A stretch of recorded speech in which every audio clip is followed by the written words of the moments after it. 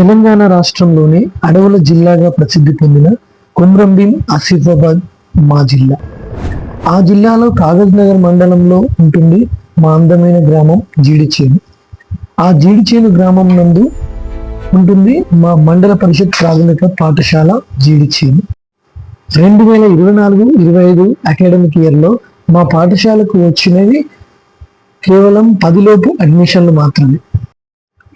అప్పుడు మనకున్న 20 మంది పిల్లలతోటే మనం యాన్యువల్ డేని జరుపుకోగలిగాం.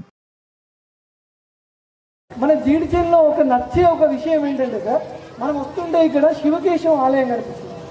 ఆ ఆలయాన్ని గ్రామ ప్రజలందరూ కలిసి చాలా ప్రణాళికాబద్ధంగా పునర్నిర్మిస్తున్నారు సార్. చాలా ప్రణాళికాబద్ధంగా మళ్ళీ నిర్మించుకుంటారు.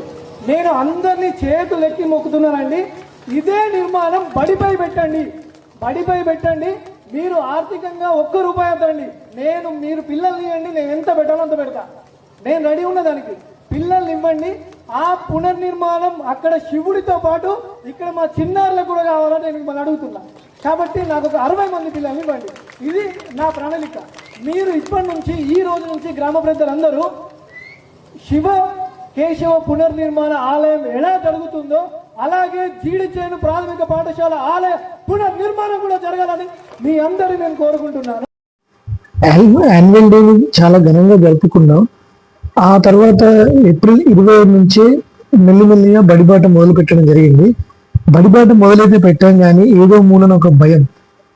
గ్రామ ప్రజలందరూ నమ్మితేనే బడి ఉంటుందన్న విషయం మనకు అర్థమైంది. కానీ జూన్ 12 నాడు ఎలా ఉంటుందో అని మేము అనుకున్నాం. కానీ అప్పుడు వచ్చినటువంటి ఆ విశేష స్పందనని మేము ఎప్పటికీ మర్చిపోలేము. ఆ మొదటి రోజు మా పాఠశాలకు 27 మంది విద్యార్థులు వస్తే 12 మంది పాత విద్యార్థులు, 15 కొత్త అడ్మిషన్లు. అలా రోజు దినదినం అడ్మిషన్లు పెరుగుతూ మాకు ఒక వారం రోజుల్లో 30 కొత్త అడ్మిషన్లతో 52 మంది పిల్లలు మా పాఠశాలలో చేయడం జరిగింది.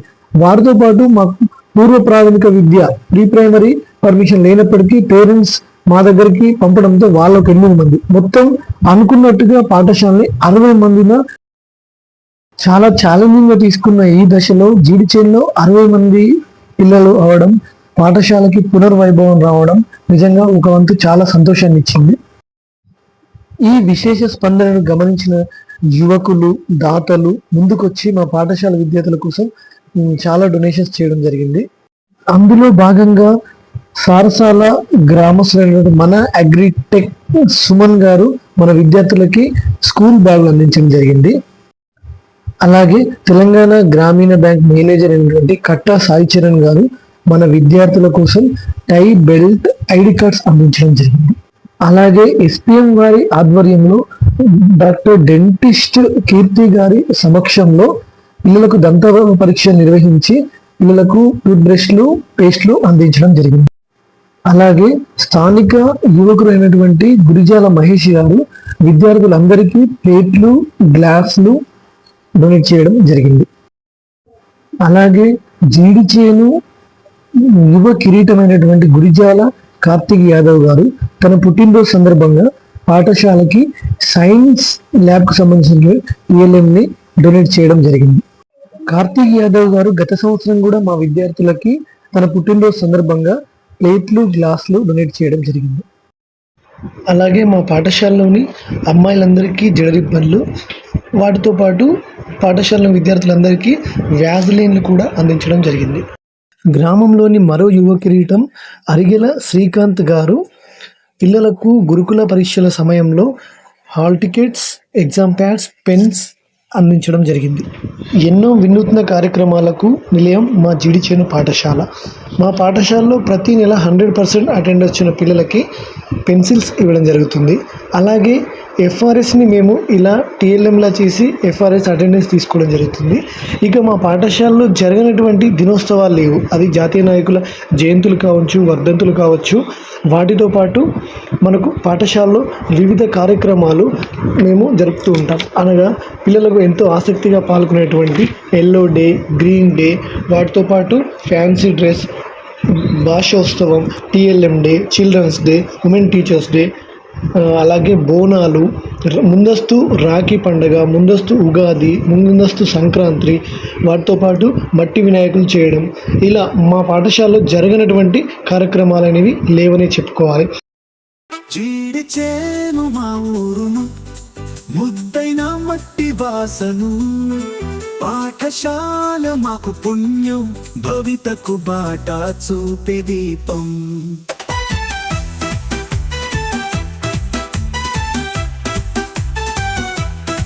జీడి చేను మా ఊరును, ముద్దైన మట్టి వాసను, పాఠశాల మాకు పుణ్యం, భవితకు బాట చూపే దీపం.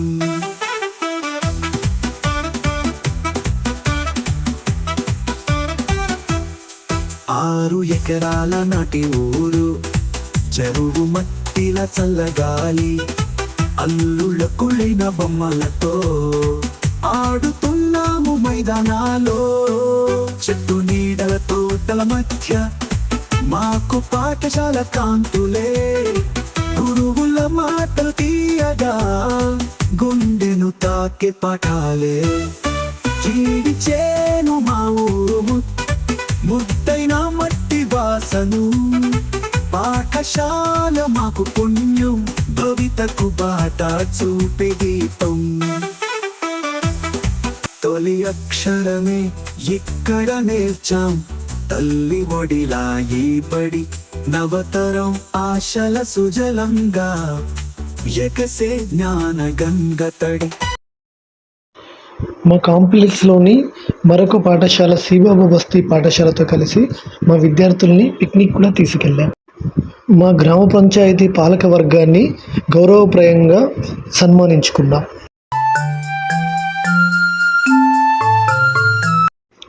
దసరా సెలవులు అయిపోగానే విద్యార్థులకు సాయంత్రం 5 నుంచి 7 వరకు ప్రత్యేక తరగతులు నిర్వహిస్తూ ఉంటాం.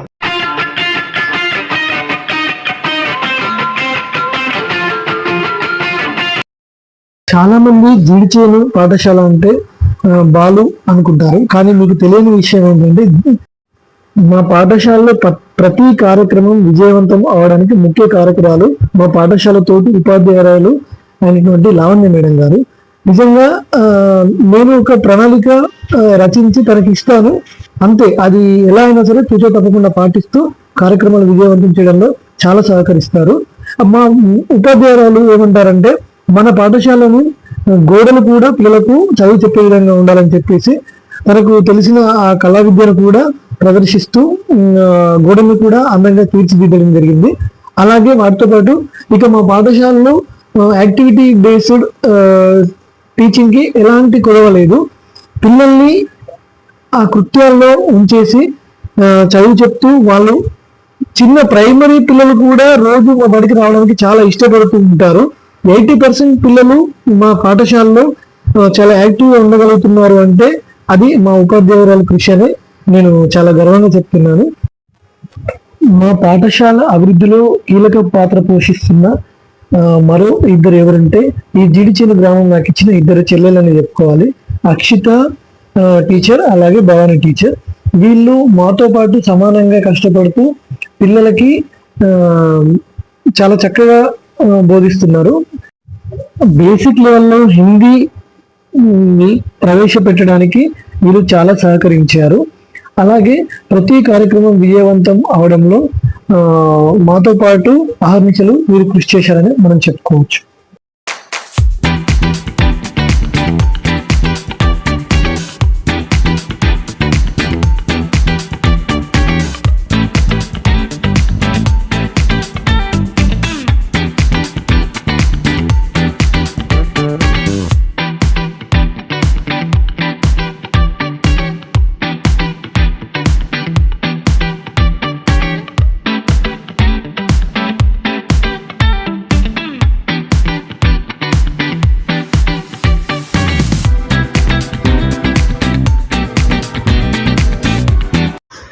ఇరవైతో మొదలైన మా ప్రస్థానం ఇలా 60 మందితో ప్రస్తుతానికి కొనసాగుతుంది.